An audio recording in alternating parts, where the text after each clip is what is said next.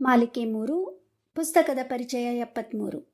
ತಿಂಗಳ ವಿಶೇಷ ಯತಿರಾಜ್ ವೀರಾಂಬೂದಿ ಅವರ ಕಾದಂಬರಿಗಳು. ಪುಸ್ತಕದ ಹೆಸರು ಚಿರಸ್ಮಿತ.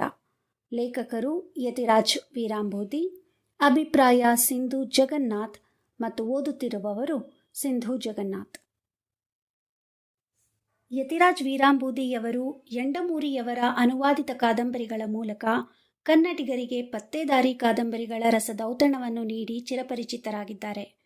ಇವರ ಹಲವು ಸ್ವತಂತ್ರ ಕಾದಂಬರಿಗಳು, ಕಥಾ ಸಂಕಲನಗಳು ಮತ್ತು ಅಂಕಣಕಾರರಾಗಿ ಬರೆದಂತಹ ಮನೆ ಮಾತು, ಮಾಸದ ಮಾತು, ಮಾಸದ ಸುಖ, ಮನೋಲ್ಲಾಸ ಮುಂತಾದವುಗಳಿಂದ ಜನಪ್ರಿಯತೆಯನ್ನು ಗಳಿಸಿದ್ದಾರೆ. ಇತ್ತೀಚೆಗಷ್ಟೇ ಅವರ ಸ್ವತಂತ್ರ ಕಾದಂಬರಿಗಳನ್ನು ಓದಿದ ನನಗೆ ಅವರ ಕತೆ ಹೇಳುವ ಶೈಲಿ ವಿಭಿನ್ನ ಎನಿಸಿತು. ಏಕೆಂದರೆ ಕತೆಯ ಆರಂಭದಲ್ಲಿ ಪಾತ್ರಗಳ ಪರಿಚಯವಾದರೂ ಪಾತ್ರಗಳ ಹಿನ್ನೆಲೆಯನ್ನು ಕತೆಯ ಪಯಣದಲ್ಲಿ ಸೂಕ್ತ ಸಂದರ್ಭದಲ್ಲಿ ಕೊಡುವುದರಿಂದ ಸನ್ನಿವೇಶಗಳನ್ನು ಮತ್ತಷ್ಟು ದೃಢೀಕರಣಗೊಳಿಸದಲ್ಲದೆ ಓದುಗರ ಮನದಲ್ಲಿ ಹೆಚ್ಚು ಪ್ರಭಾವಕಾರಿಯಾಗಿ ಊರುತ್ತವೆ.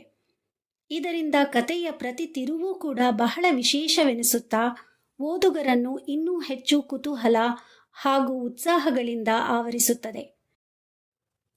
ಇವರ ಜೀವನ್ಮುಖಿ, ಪಂಚಾನನ, ಮರದಡಿಮಳೆ, ಕರೆದರೆ ಬಾರೆ ಕಾದಂಬರಿಗಳನ್ನು ಓದಿದಾಗ ನನ್ನ ಗಮನಕ್ಕೆ ಬಂದದ್ದು ಈ ಎಲ್ಲ ಕಾದಂಬರಿಗಳಲ್ಲೂ ಹೆಚ್ಚು ಕಡಿಮೆ ನಾಯಕರ ಸ್ಥಾನವನ್ನು ತುಂಬುವುದು ನಾಯಕಿಯೇ.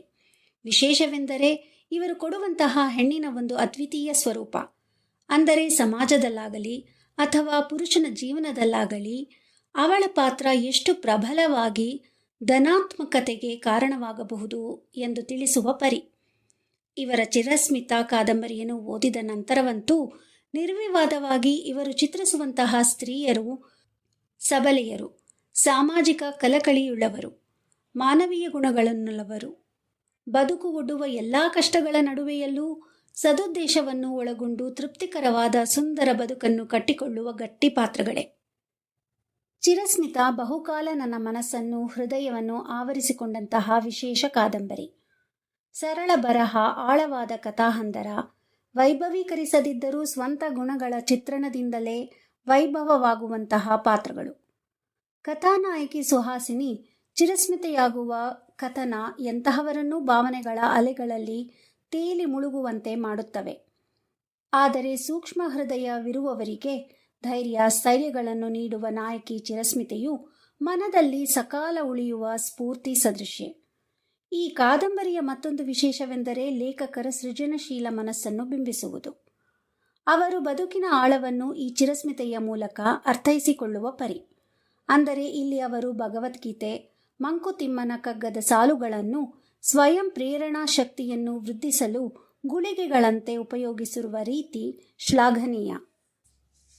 ಇನ್ನು ಕಾದಂಬರಿಯ ವಿಷಯಕ್ಕೆ ಬಂದರೆ, ಸ್ವಾತಂತ್ರ್ಯ ಪೂರ್ವ ಕಾಲದಲ್ಲಿ ಓಂಕಾರಪುರವೆಂಬ ಸಣ್ಣ ಹಳ್ಳಿಯಲ್ಲಿ ಮಧ್ಯಮ ವರ್ಗದ ಕುಟುಂಬದಲ್ಲಿ ಜನಿಸುವ ಸುಹಾಸಿನಿ ಹುಟ್ಟುವಾಗಲೇ ತನ್ನ ತಾಯಿಯನ್ನು ಕಳೆದುಕೊಂಡು ಪ್ರೀತಿಯ ಹೆಂಡತಿಯ ಸಾವಿಗೆ ಕಾರಣಲಾದಳು ಎಂದು ತಂದೆ ಶಂಕರಶಾಸ್ತ್ರಿಗಳಿಂದ ತಿರಸ್ಕೃತಗೊಂಡು ಅವರ ಪ್ರೀತಿಯಿಂದಲೂ ಕೂಡ ವಂಚಿತಳಾಗಿ ಬಾಲ್ಯದಲ್ಲೇ ಅನಾಥಳಾಗುತ್ತಾಳೆ.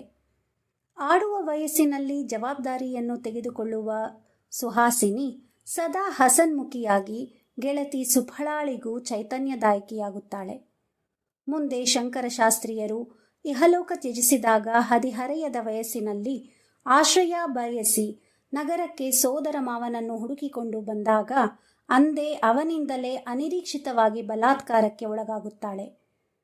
ಆಗಲೂ ಧೃತಿ ಕೆಡದೆ ನಾಗಮ್ಮಜ್ಜಿಯ ಸಹಾಯದಿಂದ ಅವನನ್ನೇ ಮದುವೆಯಾಗಿ ಸಂಸಾರದ ಹೊಣೆಯನ್ನು ಹೊತ್ತು ಭಾರತೀ ಪ್ರಿಯನಿಗೆ ಜನ್ಮ ನೀಡುತ್ತಾಳೆ. ದುಡಿಯಲೇಬೇಕಾದ ಅನಿವಾರ್ಯತೆಯಿಂದ ಹೊರಗೆ ಕೆಲಸ ಮಾಡುವಾಗಲೂ ಎಷ್ಟೇ ಎಚ್ಚರ ವಹಿಸಿದ್ದರೂ ಮಗ ಮದ್ಯಪಾನ, ಧೂಮಪಾನಗಳಿಂದ ದುಶ್ಚಟಗಳಿಗೆ ಬಲಿಯಾಗಿ ಮುಂದೆ ಅನಾರೋಗ್ಯದಿಂದ ಸಂಪೂರ್ಣವಾಗಿ ಅವನು ಅವಳ ಹೊಣೆಯೇ ಆಗಿಬಿಡುತ್ತಾನೆ. ತಂದೆಯ ನಿರ್ಲಕ್ಷ್ಯತೆ, ಪತಿಯ ಕೆಟ್ಟ ಚಟಗಳು, ಮಗನ ಆತ್ಮಹತ್ಯೆ, ಹೀಗೆ ಬದುಕಿನುದ್ದಕ್ಕೂ ಸಾಲು ಸಾಲಾಗಿ ಕಷ್ಟಗಳನ್ನು ಎದುರಿಸುವ ಸುಹಾಸಿನಿ ಪರಿಸ್ಥಿತಿ ಹೆಪ್ಪುಗಟ್ಟಿದ ಭಾವನೆಗಳಿಂದ ಓದುಗರ ಮನಸ್ಸನ್ನು ತುಂಬಿ ಬರುವಂತೆ ಮಾಡುತ್ತದೆ. ಇಲ್ಲಿಂದ ಮುಂದೆ ಹೇಗೆ ಸುಹಾಸಿನಿ ಚಿರಸ್ಮಿತಲಾಗುತ್ತಾಳೆ ಎಂಬುದನ್ನು ಕಾದಂಬರಿ ಓದಿಯೇ ತಿಳಿಯುವುದು ಉತ್ತಮ. ಅವಳ ಜೀವನದಲ್ಲಿ ಬರುವ ಬೆರಳೆಣಿಕೆಯ ಸದ್ವ್ಯಕ್ತಿಗಳ ಅಲ್ಪ ಮಾರ್ಗದರ್ಶನಗಳನ್ನೇ ಗಟ್ಟಿಯಾಗಿ ಹಿಡಿದು ತನ್ನ ಬದುಕಿನ ಮಾರ್ಗವನ್ನು ರೂಪಿಸಿಕೊಳ್ಳುವ ಅವಳ ಸ್ಥೈರ್ಯ ಅಚ್ಚರಿಯನ್ನುಂಟು ಮಾಡುತ್ತದೆ. ಪುಸ್ತಕ ಓದುವ ಹವ್ಯಾಸವನ್ನು ಅಣ್ಣ ಶಂಭು ತುಂಬಿದನಾದರೆ ಸಂಗೀತ ಪಾಠವನ್ನು ಕಲಿಸಿಕೊಟ್ಟ ಕಸ್ತೂರಿ ಟೀಚರ್ ಮತ್ತೊಬ್ಬರು. ದಕ್ಷಿಣದಿಂದ ಉತ್ತರಕ್ಕೆ ತನ್ನ ಇಳೆ ವಯಸ್ಸಿನಲ್ಲಿ ಪಯಣಿಸುವ ಚಿರಸ್ಮಿತೆಯ ಅಂತ್ಯ ಪರಿಪೂರ್ಣತೆಯ ಸೂಚ್ಯ, ವಿಸ್ಮಯ ಹಾಗೂ ಅಚ್ಚರಿ ಉಂಟು ಮಾಡುತ್ತದೆ. ಒಂದು ರೀತಿಯ ಧನ್ಯತೆಯನ್ನು ಉಂಟು ಮಾಡುತ್ತದೆ. ಅಪೂರ್ವವಾದ ಕಾದಂಬರಿ. ಈ ಕಾದಂಬರಿಯನ್ನು ನಮಗೆ ಕೊಟ್ಟಂತಹ ಯತಿರಾಜ್ ವೀರಾಂಬೂದಿಯವರಿಗೆ ಮನದಾಳದ ಕೃತಜ್ಞತೆಗಳು. ಈ ಹೃದಯಂಗಮವಾದ ಕಾದಂಬರಿಯನ್ನು ನಾನು ಓದಿ ಆನಂದಿಸಿದಂತೆಯೇ ನೀವು ಓದಿ ಆನಂದಿಸಬೇಕೆಂಬುದು ನನ್ನ ಆಶಯ. ಧನ್ಯವಾದಗಳು.